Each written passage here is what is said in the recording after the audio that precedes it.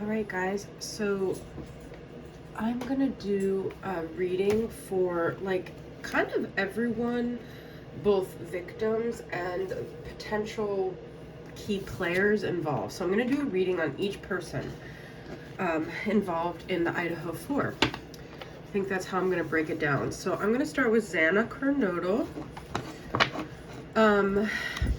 So she's one of the victims, the brunette, and she's a Cancer. I don't know if she's Cancer rising or Gemini rising. I was just watching a thing on her chart.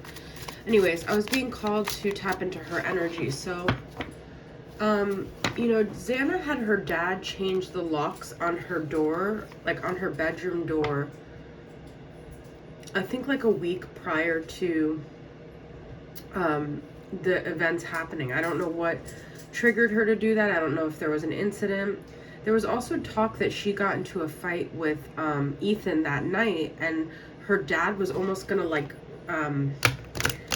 drive down that night, I believe. And I'm sorry if I'm wrong about that. I shouldn't really be saying it if I'm not sure, but I just did want to put that out there because I do believe her and Ethan were fighting the night that she was unalived. But I want to kind of get her. I feel like because she's a Cancer, and I was just watching a whole breakdown of her chart, I feel like she was very intuitive, and the fact that she had the doors the door locks changed. So let's get the overall energy of Xana's like energy that night. Okay, Xana Kernodle. What was? I just I love these. I love all these I never knew them, but I feel so connected to them, and I really love Xana's energy. I've watched so many videos on her. She just seemed like so free-spirited, funny, quirky, like lively, kind of like an indigo child she seemed like to me, you know? But anyways, all right. So, and she apparently had a lot of defensive wounds, so she really fought hard. So she was a strong spirit. All right, so Xana, what was Xana's freaking mood that night? What was her energy? What was her mood? Xana Kernodle, what was her mood that night? She's coming in strong, actually. Ooh, girl. I love this girl. It's so weird to feel so connected to people you never knew, but all right. Ooh, oh my God. Okay, so this tells me that she made decisions that night that she, in her gut, knew were wrong.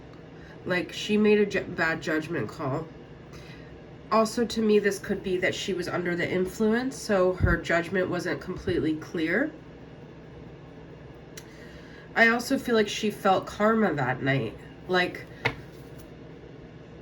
you know, if you believe like our souls we know our path before we're born, and then of course we don't really know what's going to happen, but if we're intuitive, we have dreams, we have feelings, we have gut feelings. So I just think she just knew. It's also like the judgment card is like the music playing, and it's almost like she knew the music was going to stop. But you know, if you were to just be living your life and you're like, I have a feeling I'm going to pass today, you would never really believe that feeling, because like that could just be a fear. Like, how do you know it's intuition or fear? So I think she wasn't really trusting herself, but she knew that something was up, something was off, and she wasn't really making the best decisions.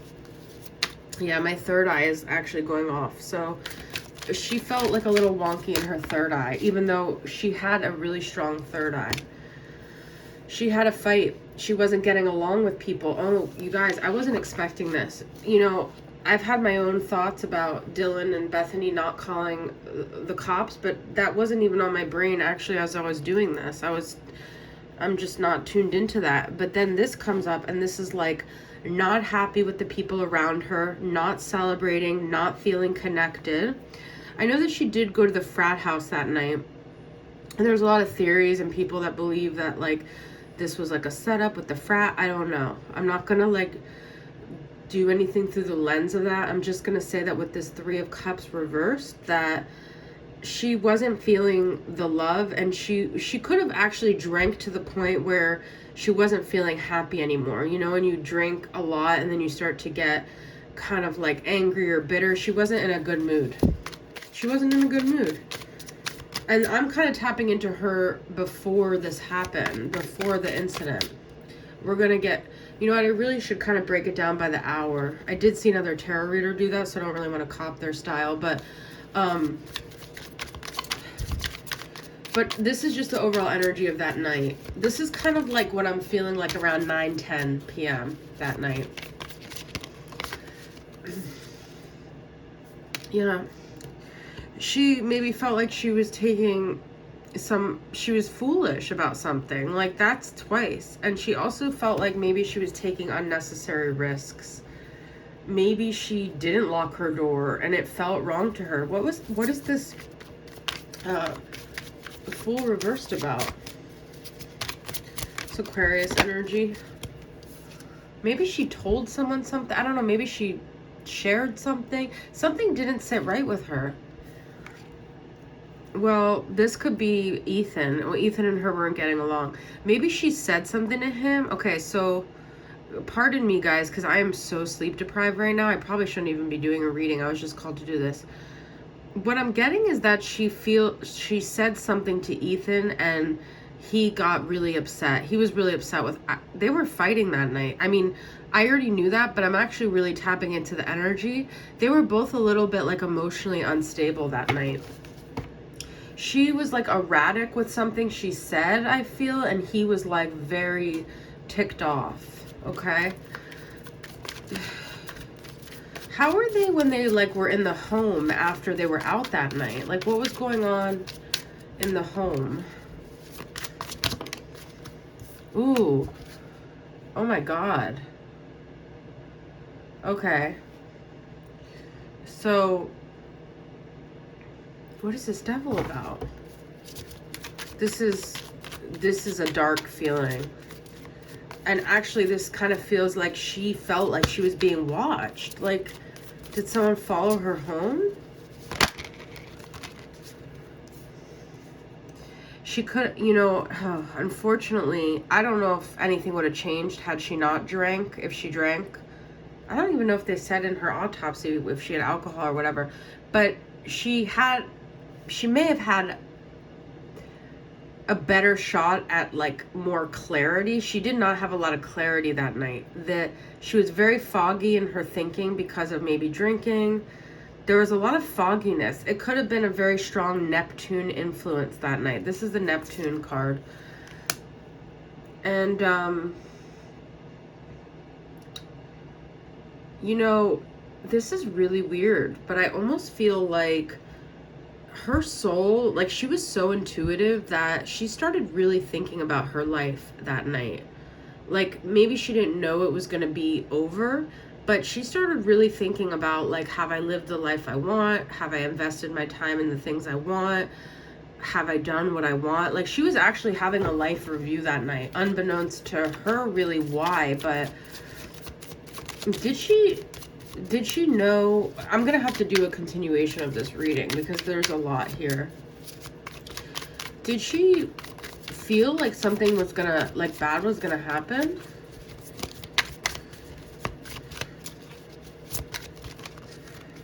What's weird is, like, my DoorDash is, like, messaging me like they're coming, and I'm like, she was waiting on DoorDash. I'm gonna get a message from her because I want to channel her, because I'm like really connected to her energy right now. And she was in a panic.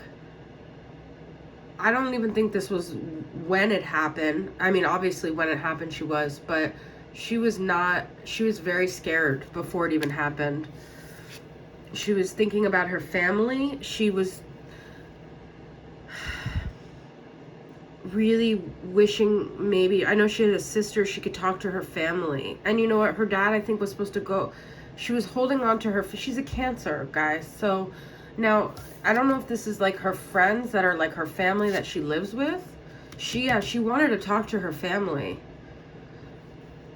Was this like before the incident?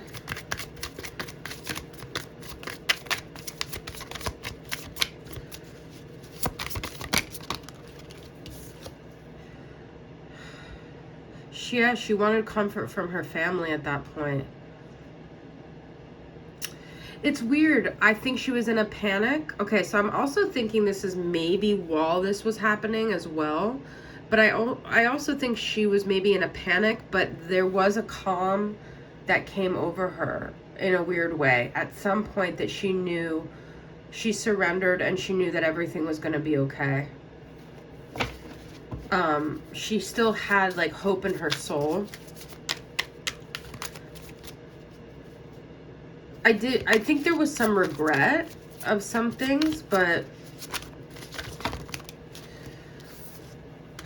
this is the unaliver. She went through a big like emotional storm before this person even entered. Then they entered, and you know, this is interesting. This can be interpreted in so many ways, guys. The Six of Cups. It's a familiarity. It's someone that you've known before, okay? Now, that could be someone she's actually seen in this lifetime. This is soulmates. I'm not saying this person that killed her, unalived her, was her soulmate. But this is a recognition of yourself in another soul. That's weird. Or perhaps she was worried about Ethan, and that was that, and then that became her focus. This is possibly her and Ethan. She was juggling between herself and Ethan, defending them at that point. Or who should I worry about? My own livelihood? Ethan? What should I do? Maybe there was at some point a decision she had to make.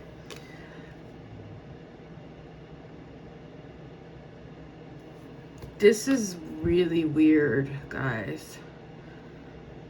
Like, when I saw this Wheel of Fortune, I'm picking up different like energies from these cards than I normally would. I felt like this was,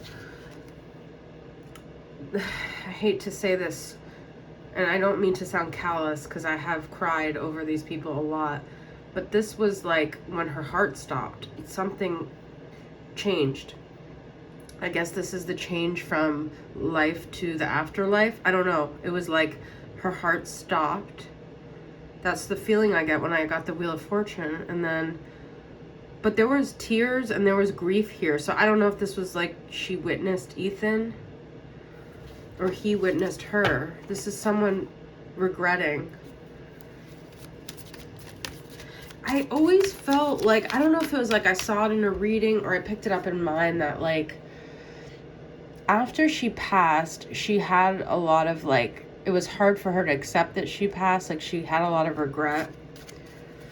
I mean, she was so young, you know? It's like she had so much more to live. You know, she felt like in a way she caused this or she failed in some way.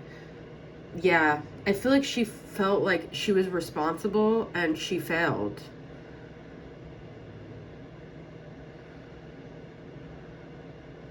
I'm almost getting this feeling of like someone falling from a cliff. Like, that didn't happen, but I don't know why. Like, I guess like it was like a slow